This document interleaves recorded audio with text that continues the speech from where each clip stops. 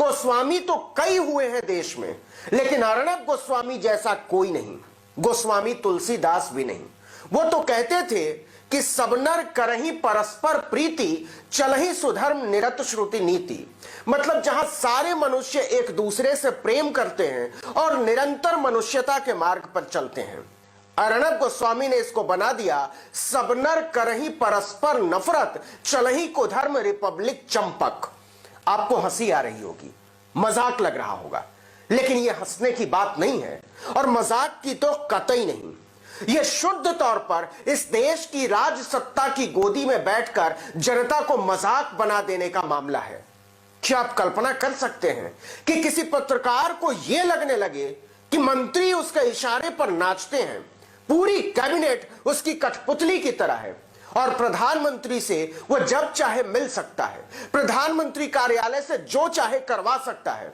आप कहेंगे ये क्या मजाक है, लेकिन अर्णब गोस्वामी और टीआरपी नापने वाले बार्क के पूर्व सीईओ पार्थोदास गुप्ता के बीच के जो विशाल व्हाट्सएप चैट लीक हुए हैं और जिसे मशहूर वकील प्रशांत भूषण ने ट्वीट किया है और जिसके आधार पर मुंबई पुलिस ने अर्णब गोस्वामी के खिलाफ चार्जशीट लगाई है, सप्लीमेंट्री चार्जशीट, उसका मजमून यही है कि अर्णब गोस्वामी मोदी कैबिनेट को अपनी जेब में लेकर चलता था।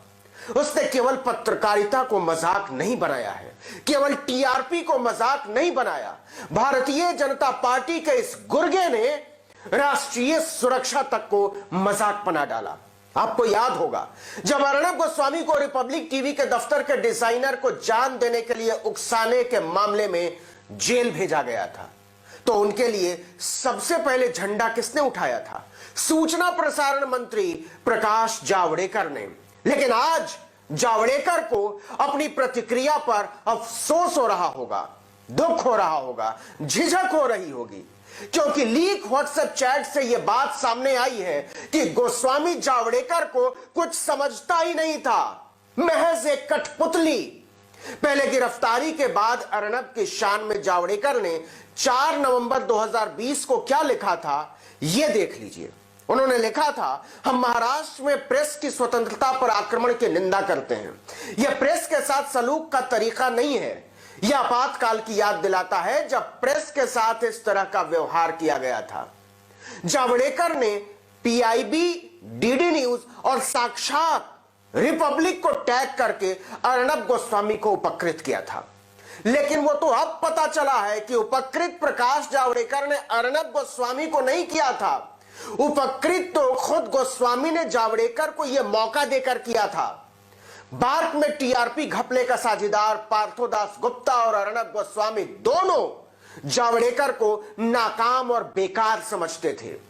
50 पन्ने की जो हाहाकारी चैट मुंबई पुलिस ने अदालत में सौंपी है, उसका एक हिस्सा है कि पार्थोदास गुप्ता टीआरपी को लेकर रजत शर्मा और ट्राई द्वारा दबाव बढ़ाए जाने के बाद सीधे प्रधानमंत्री की दखल पर उतर आता है, अर्णब से मदद मांगता है। चैट का हिस्सा देखिए।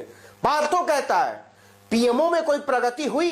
अर्णब का जवाब, हाँ, मैं कल मुंबई में प्रकाश जावड़ेकर से भी मिल रहा हूं। पार्थो कहता है, ईमानदारी से कहूं तो वो किसी काम का नहीं है प्रकाश जावड़ेकर के बारे में, और उसका सेक्रेटरी तो और भी बेकार, वो ना तो कोई स्टैंड ले सकता और ना ही उसको लागू कर सकता है।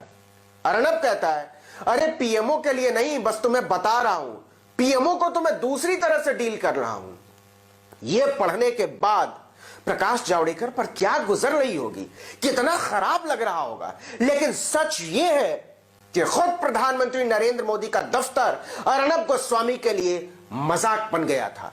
अर्णब गोस्वामी जैसा आदमी सीधे पीएमओ से डील करने की बात करता था। डील का मतलब होता है सौदा। सवाल उठ रहे हैं कि यह सौदा किस तरह का था? सरकार अर्णब को क्या देती थी और अर्णब सरकार को क्या देता था? इसकी जड़ में जाएंगे तो ऐसे ऐसे शर्मनाक अध्याय के इतने पन्ने खुलते चले जाएंगे जिस पर यकीन करना मुश्किल है।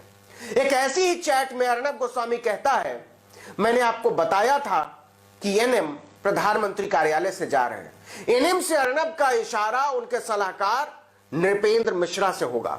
अर्णब आगे लिखता है, रजत शर्मा की अंतिम कड़ी। पार्थो जवाब देता है, हां हां, आपने बहुत पहले इसके बारे में कहा था और वही हुआ। अर्नब और पार्थो की लीक चैट में ऐसे ऐसे किस्से हैं जिससे पता चलता है कि अर्नब गोस्वामी की पहुंच सीधे प्रधानमंत्री नरेंद्र मोदी और उनके कार्यालय तक थी। वो सीधे वहीं से राष्ट्रवाद के विस्तार के निर्देश लेता था और इसके एवज में पीएमओ उसे संरक्षण देता था।